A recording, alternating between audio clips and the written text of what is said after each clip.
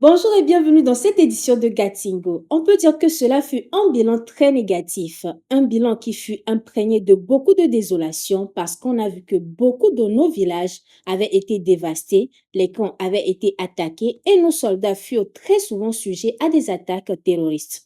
Nos soldats n'avaient ni la possibilité de se défendre parce que la France nous empêchait de réarmer nos soldats, d'avoir accès à des achats d'armement dont on avait besoin, à des équipements modernes. L'armée malienne était confinée, était cantonnée et dépendait du bon vouloir de l'armée française. On en avait marre du mensonge de la France. Tels sont les propos du vice-président de la Commission de la Défense et de la Sécurité du Conseil de transition au Mali, Hossein Ouattara, lors d'un entretien accordé aux médias russes Sputnik. Hossein Ouattara a laissé entendre que le travail des forces armées françaises dans le pays a été catastrophique. Il n'a pas également manqué d'affirmer son soutien à l'Alliance des États du Sahel qui, selon lui, contribue à l'amélioration de la situation sécuritaire dans le pays. Aujourd'hui, avec la création de l'AES, les trois armées sont réunies et de façon coopérative luttent ensemble contre le terrorisme. Donc aujourd'hui, il n'est plus possible à deux groupes terroristes de commettre des forfaits dans un État pour se réfugier dans l'autre, a-t-il indiqué. Au Burkina Faso, le Premier ministre Joachim Apollinaire de Tambela a donné de nouvelles orientations à ses collaborateurs pour l'année 2024.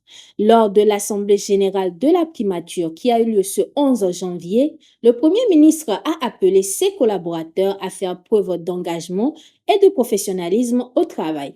C'était également l'occasion pour les membres du cabinet du secrétariat général, entre autres, de passer en revue leurs actions menées en 2023.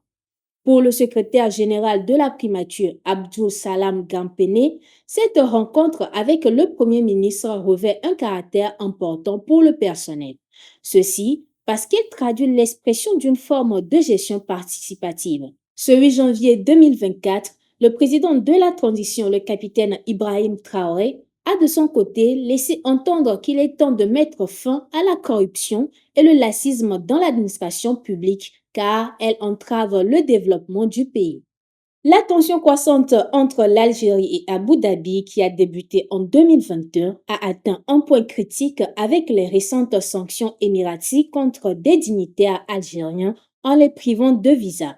Les hostilités ont émergé suite à des accusations réciproques, dont l'implication présumée de l'Algérie dans des actions hostiles contre les intérêts émiratis en Afrique du Nord et subsaharienne. De leur côté, les autorités algériennes accusent Abu Dhabi de collaborer avec Israël et le Maroc, cherchant à déstabiliser la sécurité nationale. Les médias algériens, alignés sur la position de leur gouvernement, relaient régulièrement le mécontentement d'Alger, soulignant qu'Abu Dhabi aurait voté contre la candidature algérienne au Conseil de sécurité de l'ONU et aurait influencé l'Inde pour s'opposer à l'intégration de l'Algérie au BRICS. Des allégations récentes avancent que les Émirats financeraient le Maroc à hauteur de 15 millions de dollars pour dégrader les relations entre l'Algérie et les pays sahéliens. Le ministre nigérian de la Défense, Badaro Aboubakar, confirme la poursuite de la coopération entre son pays et la France. L'information a été rendue publique ce mercredi 10 janvier 2024 à Abuja en présence de Madame Emmanuelle Blattman, l'ambassadrice de la France au Nigeria en partance et sa délégation. La formation et le transfert de technologies renforceront davantage les relations bilatérales que les deux pays partagent, a déclaré le directeur de communication du ministère de la Défense, M. Ensho Ogubike, à l'occasion d'une conférence de presse. Madame Blattman, très fière et rassurée de la dite coopération, précise que celle-ci va leur permettre ensemble non seulement de lutter contre l'extrémisme violent, le terrorisme, mais également de fournir un appui aux armées et à la marine nigériane capable d'interagir avec les armées francophones. Le ministre burkinabé des Affaires étrangères Karamoko Jean-Marie Traoré a eu des entretiens ce 11 janvier 2024 avec l'ambassadeur de Turquie accrédité auprès du Burkina Faso, Nilgun Elden Ari, en préparation de la troisième commission mixte de coopération entre le Burkina Faso et la Turquie. Prévu du 15 au 16 janvier 2024 à Ankara, Cette rencontre de haut niveau se concentrera sur divers dossiers.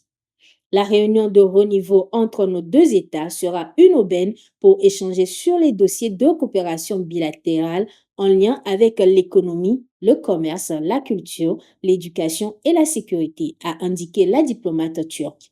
Elle a également souligné l'importance de cette réunion pour dynamiser la collaboration entre les deux pays frères. Les discussions visent à renforcer les relations bilatérales et le ministre burkinabé aura des entretiens avec des autorités turques en marge de la commission. Les deux personnalités ont salué l'excellence des relations entre le Burkina Faso et la Turquie, se réjouissant des échanges fructueux préalables. La commission mixte de coopération représente une opportunité pour stimuler davantage les relations diplomatiques entre Ouagadougou et Ankara. Rappelons que les sessions précédentes de cette commission se sont tenues à Ankara en février 2010 et à Ouagadougou en octobre 2019. C'est la fin de cette édition. Merci de nous avoir suivis. Nous sommes en continu sur le www.touafrica.com.